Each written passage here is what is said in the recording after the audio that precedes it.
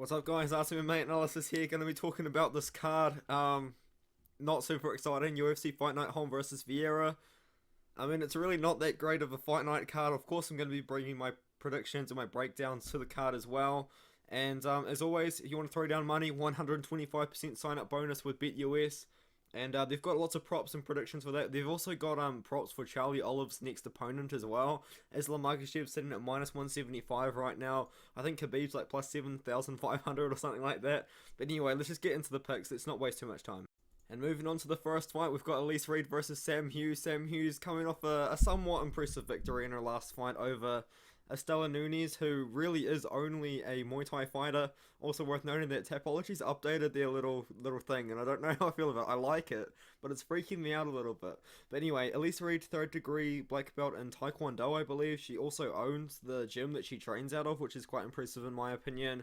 She is 29 years old, so she's a little bit older for a prospect, but she's still a good prospect as well. She's fought good competition on the regional scene. She's got a split decision win over Jasmine Jasudavicius, and then she ended up beating Hillary Rose to get into the UFC on short notice. She fought Sajara Eubanks, lost quite dominantly, but bounced back with a split decision win over Corey McKenna. Sam Hughes went 0-3 to start her UFC tenure. I think she just signed a new contract as well, so you can be 1-3 in the UFC and get another contract, which is crazy to me. But yeah, she lost three times. Good level of competition though, to be fair, against Sisha Torres. Sam Hughes really probably does want to take this fight to the ground. At least Reed, in my opinion, is going to have a very significant striking advantage. Sam Hughes really doesn't seem to find her range in the striking until like the end of the second round, it seems, which is quite strange. And Elise Reed, I feel like, is probably going to definitely pick up the first round on the feet. Maybe towards the second and third, Sam Hughes is going to look to take the fight to the ground. But I think Elise Reed, even if the fight does get to the ground, Elise Reed's pretty good off her back as well. She does have a good sort of jiu-jitsu game. I'll be picking Elise Reed to win a decision in this one here. And the odds for this one, minus 170 for Elise Reed, is a lot better than the over 2.5 at minus 300 in my opinion. So yeah, I'm going to be picking Elise Reed to win this one here. Moving on, we've got Chase Hooper versus Felipe Colares. I was originally on Chase Hooper. I made a video, I think, when the fight was even announced. I said I was going to pick Chase Hooper in my early predictions and my early look. I said I was going to pick Chase Hooper. I'm not gonna pick Chase Hooper, man. I just don't. I know that Chase Hooper's training with Ben Askren, I believe, at the moment, so his wrestling should be improving. But Chase Hooper really does sort of only have a ground game. His striking is not great whatsoever, in my opinion. Felipe Colares as well as a bantamweight moving up, but he does have pretty good striking, to be fair. But Chase Hooper's going to need to get this fight to the ground, and even then he's going to be looking for a submission on Felipe. Maybe his size advantage over Felipe could help him. But Felipe's training out of Team Nogueira. I believe he's got a black belt in Brazilian Jiu-Jitsu, so I don't think that he will be very easily submitted by Chase Hooper in this one here, and that's really, in my opinion, the only path to victory I can see for Chase Hooper. Felipe Colares, I do think, is going to win this one on the feet, moving up a weight class as well. Felipe Colares, very durable guy. Didn't get He definitely lost to Chris Gutierrez, but he didn't get finished by him. He got destroyed by Montel Jackson, to be fair. Didn't get finished by him, and went the decision with Gerardo de Freitas. Chase Hooper, on the other hand, his 2 losses are to Alex Caceres and Steven Peterson, which is cool. But his wins in the UFC haven't really impressed me too much, you know what I mean? I feel like Felipe Colares on the feet is going to be night and day. Chase Hooper really has pretty bad striking, in my opinion. Felipe Colares probably won't be able to knock the lights out of Chase Hooper, but I think that you will be able to definitely outstrike Chase Hooper and make him just look a little bit weird on the feet, you know what I mean? And even then, I don't even know if Chase Hooper's going to be able to get the fight to the ground, because Felipe Colares is pretty good takedown defense himself as well. I mean, not really, if you watch the Montel Jackson fight, but yeah, I just don't know if Chase Hooper's going to be able to get the fight to the ground. Maybe he could get the submission, but I'm not that convinced, you know. I think Colares has a good chance to win this one. He is the favourite. Felipe Colares is sitting at minus 180. Chase Hooper plus 150. I don't think there's too much value on either side, in my opinion, on this one here. But, I mean, it's such a weird fight to predict, because Chase Hooper's going to be so much bigger in the cage. Felipe Colares moving up a weight class. He's only 5'8" as well, but Chase Hooper, I feel like I just can't trust him. I just can't trust Chase Hooper in the UFC. I feel like he's been signed way too early. I feel like he should have been led on the regional scene for a little bit before he got signed to the UFC, but the UFC signed him pretty early on. So, yeah, I'm going to be picking Colares in this one here.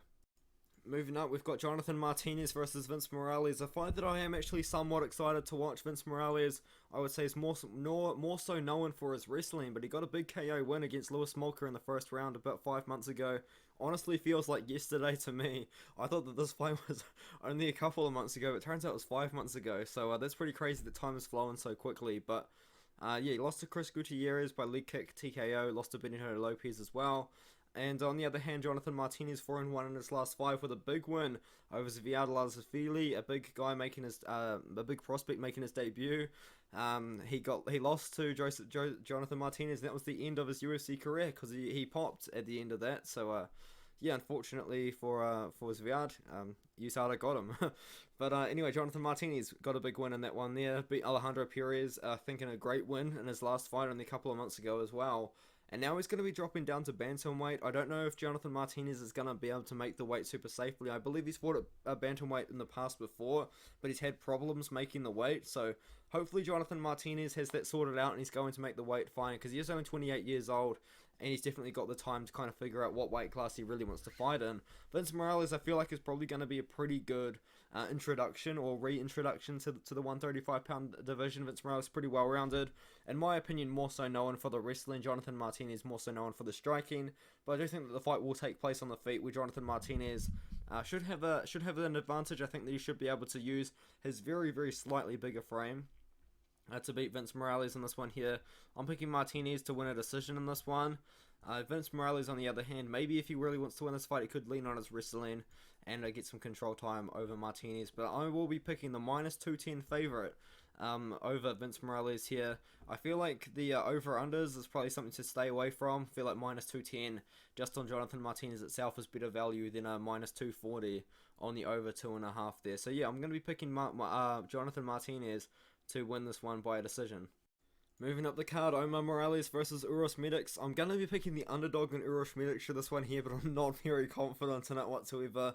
Maybe it's just because I want Uros Medic to be an exciting prospect, but unfortunately in his last one, Jalen Turner, man, he put on a very, very good performance in my opinion. Before that though, he did knock out Alon Cruz by a flying knee, which is very, very impressive in my opinion. Knocked out Mikey Gonzalez as well on the regional scene, but on Dana White's Contender Series though. But on the regional scene, this guy has not been fighting very high level competition whatsoever. He's been fighting in Alaska FC. No disrespect to the guys in Alaska, but the reality is there's not that big of an MMA scene in Alaska, so the level of competition there wasn't super high. Omar Morales, on the other hand, I know like his dad invented some sort of like karate style striking. I know that the Fight Night Picks guys talk about it quite often. He fought at 145 most recently, lost to Jonathan Pierce by submission. But now he's going to be moving up to 155 against Uros Medics, who has fought at middleweight before. So Uros Medic fought at middleweight, and then he fought at welterweight, and now he's going to be fighting at lightweight in the UFC, which is pretty crazy to me. But I guess you got to do what you got to do to get the fights. But yeah, Uros Medics, I like him. I like his striking style. I like his athleticism. I know a lot of people have been pretty down on him, just saying that he's relying on his athleticism instead of like a technique, you know what I mean? But Uros Medics, I'm hoping that he can beat the much older Omar Morales, the much smaller guy Omar Morales, who's going to be moving up a weight class here. His last 2 losses to Giga Chikadze, not a bad loss to have whatsoever. Shane Young, pretty good win. He's from New Zealand. I'm from New Zealand, so that does hurt. It stings a little bit in my soul.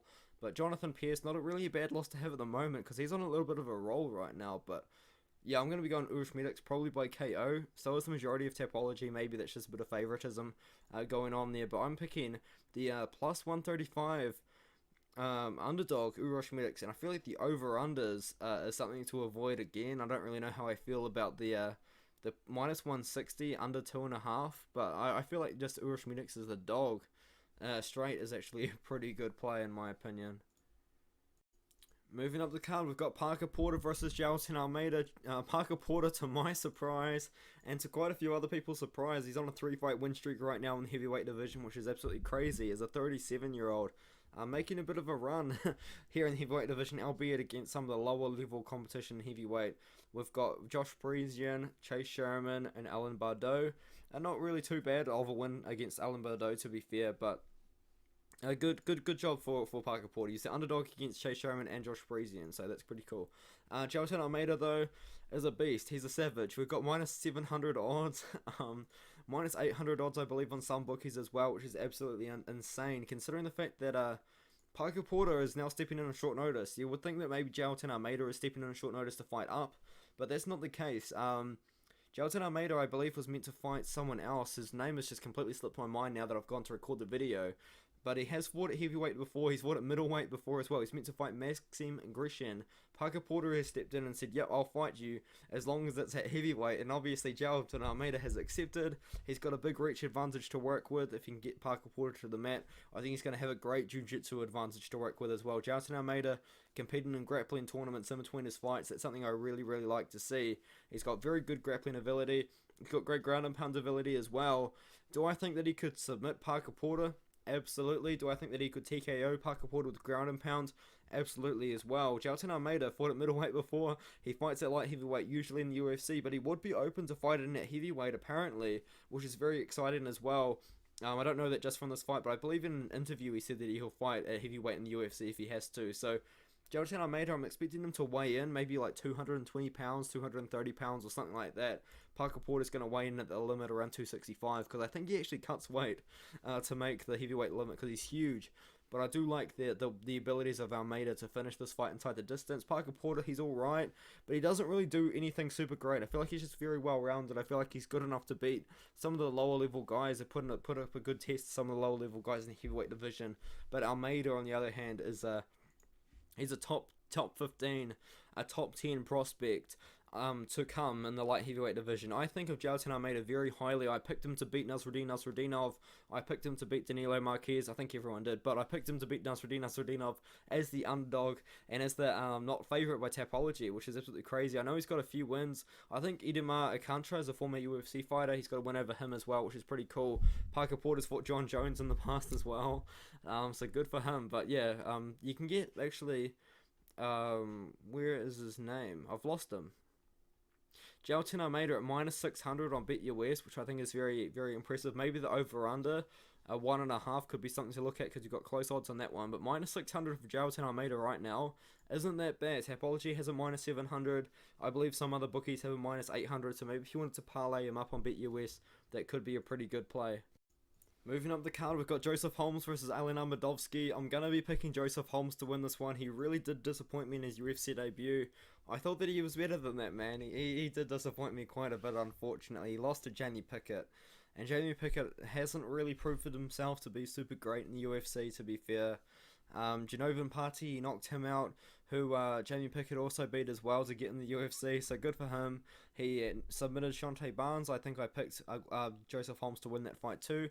Elena Medovsky, he came into the UFC off a lot of first round KO wins, lost to Krzysztof Jotko, and a very dominant decision loss. And then he got knocked out by John Phillips in like 16 seconds. And that was about 2.5 years ago. He's taken so much time off since then. Not really too sure why. Maybe there was an injury because he was meant to fight one of the easiest fighters in the division, in Yao Zhong Hu. And he was scheduled to fight him twice, and it never really happened. I was actually picking Hu Yao Zhong to win that fight. But yeah, I was picking Hu Yao Zhong to win that fight. I genuinely was. But that never happened, unfortunately. If it did, maybe Hu Yao Zhong would still be in the UFC because he could have beaten Alan. But yeah, Elena Medovsky, he scares me a little bit, you know, like in his fight with Jonathan Phillips, although it's only 16 seconds long, he kind of like fights with like his chin up and out, like they're having an exchange, and Elena Medovsky's chin is just up in the air. It's just out there to be taken. And Joseph Holmes has great kickboxing. He's also got a really good Brazilian Jiu-Jitsu base. I think he's got like a brown belt in Jiu-Jitsu. I know Joseph Holmes is probably going to be watching this video. So hi Joseph Holmes. He watched my prediction for Shante Barnes. Yeah, I'm picking Joseph Holmes. I do like him as a prospect. He did disappoint me a bit in his UFC debut, but now this is going to shake off the jitters. He's got a huge height advantage, a huge reach advantage. I think Joseph Holmes should get the finish this one. I'm picking him to win by KO. Medovsky, I feel like his chin's there to be taken, you know, like he sticks it out, or at least he stuck it out in that John Phillips fight and didn't end well. Like, I mean, I watched that replay and it got me so hyped up for no reason, but yeah, Medovsky, I feel like maybe he's a good underdog, and I know one of the Fight Night Picks guys has Medovsky, but I'm going to be picking Joseph Holmes to win it. Minus 200 favorite ain't too bad. The under is plus 110, so if you side in Holmes KO in the first round, maybe that's actually not too bad of a play. But I do think Joseph Holm should get this one done. His striking's, I feel like, too good just to not take the chin of someone like Medovsky, who's leaving his chin wide open and there to be taken. So yeah, I'll be going with Joseph Holmes.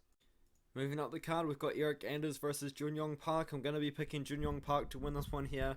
I really do like the Iron Turtle, you know what I mean? I don't really see him being like a top 15 prospect, but I just love the Iron Turtle. I love Junyong Park's fights, man. He did lose to Gregory Rodriguez, but Gregory Rodriguez, in my opinion, is super underrated as a fighter, just in general. I believe he's a little bit older, but he's just still underrated. Junyong Park before that 3-fight win streak over Tough-On and Chukwi, who was beating Azamat Mirzakhanov, who was 10-0, I believe, in his UFC debut until he got knocked out in the third round. Beat John Phillips. I mean, I guess that's a good win. Not really, but it's a good win, I guess. Beat Marc-Andre Barriault as well, which hasn't aged too badly, in my opinion, really. But yeah, he lost to Anthony Fluffy Hernandez by submission. He lost to Gregory Rodriguez by KO. But even in that Gregory Rodriguez KO loss, he did land a couple of decent combinations on the feet.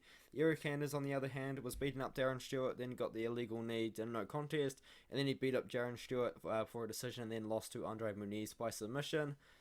I mean, a loss to Andre Muniz by submission isn't really that bad, and that really was a good opportunity for Eric Anders to potentially crack the top 15. So I'm happy he took the fight, but unfortunately didn't quite go his way. I don't think this one goes his way either. I think Junyong Park on the feet will apply some pressure. You know, he's got a shorter reach than Eric Anders. He's a little bit shorter too, so he's gonna have to close the distance. He's gonna apply some pressure. I feel like he is gonna win a decision as well.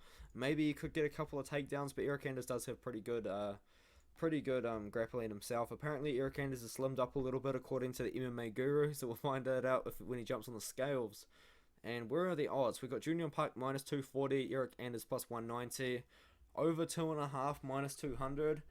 I feel like maybe the odds for this one might be a little bit too wide unless you really wanted to parlay Junyong Park with someone else, but I feel like at the moment just leave it as it is. I feel like Junyong Park at minus 200 would be pretty good value, but minus 240 maybe a little bit too wide for me personally, so I'm going to be going Junyong Park to win this fight, probably by decision as well.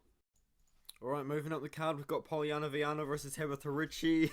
Not confident in this fight, like, whatsoever, really. I was originally on the Hebert Ritchie side, mainly because I just don't really know how I feel about the losses of Pauliana Viana. This Veronica Macedo submission lost to Hannah Cyphers, lost to JJ Aldrich. I mean, she did beat Emily Whitmire by submission, and she did beat Mallory Martin by submission and by armbar. I think it's the Mallory Martin fight that is going on the rounds right now on the UFC page, saying don't be on top of Pauliana Viana. But Tabitha Ritchie's got a black belt in judo. She's got a black belt in Brazilian jiu-jitsu. She's not too bad. I believe she took the Manon Fiorot fight. I don't know if it was on short notice, but I think it must have been on somewhat short notice. And she lost that fight, obviously. She got standing TKO'd, but a loss to Manon Fiorot has aged very well. Manon Fiorot's, I think, like a top 15 fighter right now, maybe even a top 10 fighter, on her way up at 125. Tabitha Ritchie took that fight up a weight class, beat Maria Oliveira at 115. I think she should be able to beat Pauliana Viana as well, but Tabitha Ritchie's very small. She's only 5'1" with a 62-inch reach. Pauliana Viana's 5'5" with a 67-inch reach, which is pretty crazy. I'm on the Ritchie side. I know a lot of people on the Viana side, but I'm on the favorite. I'm gonna be picking the favorite. She's like minus 120, I believe, if I can find the odds. Minus 120, yeah. And Pauliana Viana's minus 110 right now. The over is set at minus 170. There's a chance either of these girls could probably lock up a sub, so I'd probably avoid an over-under for this one here unless you're super confident, but even then I'm not super confident, so I think I will be going with Tabitha Ritchie to win this fight here. Probably a decision, but maybe we could see a submission, but both girls have a really good ground game. Both girls have great jiu-jitsu. Moving up the card, we've got Chitty and Jokwani versus Dusko Todorovic. I'm going to be picking Chitty and Jokwani to win by KO in the first round. Now, I'm 0-2 on Chitty and Jokwani picks. It's actually quite embarrassing, really. I picked him to lose against Mario Sosa. He won by ground and pound in the third round. I think I picked him to lose against Marc-Andre Barriault as well. And he knocked out Marc-Andre within like 30 seconds, I believe. It's like a 20-second KO, which is very impressive from Chitty and Jokwani. It's time I stopped sleeping on this man. He's had so much experience in Bellator and other regional promotions as well. Not that Bellator's a regional promotion, but so much experience outside of the UFC. Was to Javier Cavalho, great fighter. Lost to John Salter, who was a pretty good fighter himself as well. I mean, he's been in there with some really good guys. Beat Christian Torres, not so great of a win, but then he beat Mario Sosa and Marco J. Barrialt. He's 33 years old. I feel like he still does have time to make a run in them in the UFC. His older brother used to fight in the UFC as well, so it's a pretty big deal that Chitty and Jokwani is in here, making his own name for himself. Dusko Tavorovic was a great prospect. He still is a great prospect in my opinion, but he dropped 2. He lost to Punahari Soliano by KO, lost to Gregory Rodriguez by KO. I said it before in the full breakdown or in another video if you're watching this individually. Gregory Rodriguez is underrated middleweight. Sorry, but I feel like Chitty and Jokwani is just so experienced. He's got great Muay Thai. He's got great stand up. He's got great power as well.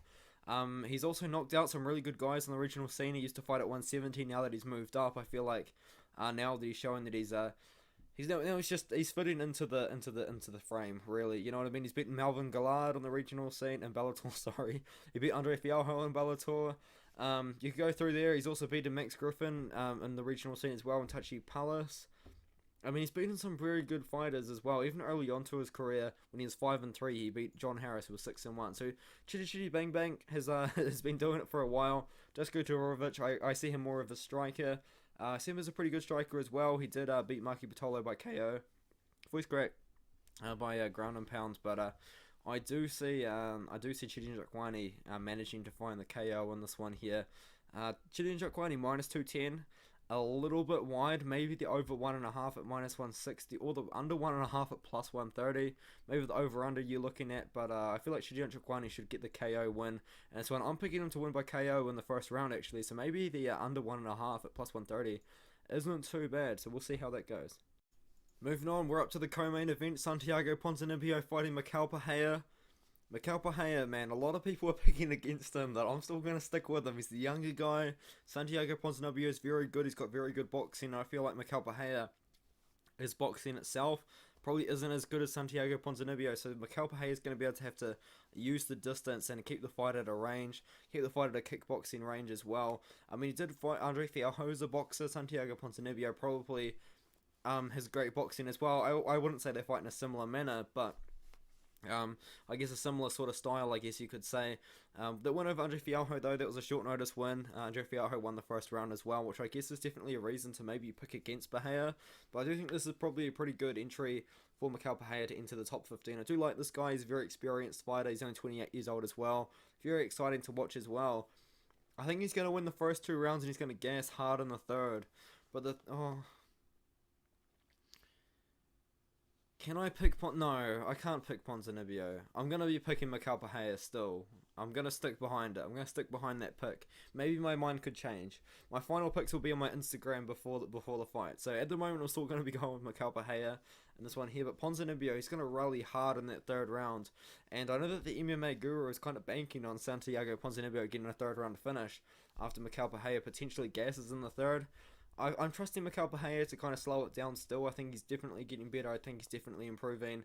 I think he's going to win the first 2 rounds against Santiago. Santiago almost is definitely going to win the third. I do think the fight goes the distance, by the way. He beat Miguel Baeza in that sort of style. Definitely beat him up in the third round a bit.